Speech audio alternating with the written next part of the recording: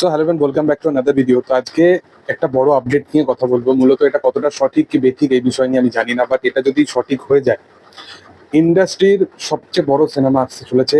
সেটা West Bengal industry হোক, West বেঙ্গলের বাংলা ইন্ডাস্ট্রি হোক, বা বাংলাদেশীয় সিনেমার ইন্ডাস্ট্রি হোক, এই দুটো ইন্ডাস্ট্রির সবচেয়ে বড় সিনেমা আসতে চলেছে, যেটা নাম হচ্ছে তাণ্ডব। যেখানে আমরা মুখ্য চরিত্রে দেখতে পাবো হচ্ছে শাকিব খানকে, এবং এই ছবিটা পরিচালনা করছে হচ্ছে রায়ান রফি। মূলত রায়ান রফি তুফানের সময়তেই তার যে স্ট্যান্ডার্ডটা, তার যে ভিজুয়াল, তার যে লুক অ্যান্ড ফিল, সে যেরকম ভাবনা চিন্তা করে এবং যেরকম ভাবে অভিনেতাদের কনভিন্স করে তার সিনেমার মধ্যে সে অ্যাজ এ হিরো হিসেবে প্রেজেন্ট করে, সেই প্রেজেন্টেশনের মাফিক সবাই বুঝে গেছে যে এই ডিরেক্টরটার মধ্যে তো কিছু তো ব্যাপার আছে। যেখানে জিৎ দা তার আপকামিং প্রজেক্ট লায়ন, যেটা কিন্তু সে করতে চলেছে রায়ান রফির সাথে, এর সাথে সাথে শাকিব খানের তাণ্ডব সিনেমাটা আসতে চলেছে, যেখানে শাকিব খান প্রিভিয়াসলি অলরেডি কাজ করেছে, আফরান নিশোর সাথে কাজ করেছে, এসবিএফ এর মতো অত বড় বড় প্রোডাকশন হাউসের সাথে দুবার কোলাবোরেট করতে চলেছে, এবং এসবিএফ এবং সুরিন্দর ফিল্মস দুটো প্রোডাকশন হাউস যৌথ প্রযোজনে একটা সিনেমা আনছে, সেখানেও কিন্তু পরিচালক হিসাবে আমরা রায়ান রফিকেই দেখতে পাবো। তো ভাবো যে রায়ান রফি এই মানুষটা কিন্তু জাতা মানুষ নয়।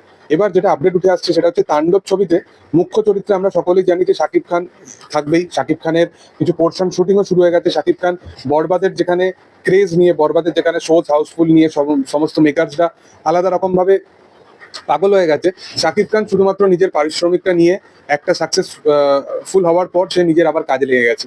তো ভাবো যে মানুষটা কতটা ওয়ার্কোহলিক একটা পার্সন।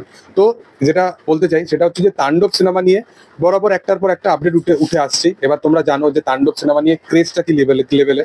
সেখানে কোথাও গিয়ে কখনো নাম উঠে আসছে কোয়েলের, কখনো নাম উঠে আসছে জয়া হাসানের, কখনো সাবিলা নূরের নাম উঠে এসেছিল। সাবিলা নূরকে নিয়ে যেটা শোনা যাচ্ছিল যে সে নাকি একদিনের শুটও কমপ্লিট করেছিল, বাট তারপরে বেকারদের তরফ থেকে কিছু একটা ডিসিশন আছে যেখানে সাবিলা নূরকে আর কন্টিনিউ করা হয় না। তারপরে সৌমিত ত্রিশার নাম উঠে আসে, এবং সৌমিত ত্রিশার নামটাও বিশালভাবে একটা বাস ক্রিয়েট করতে পারে।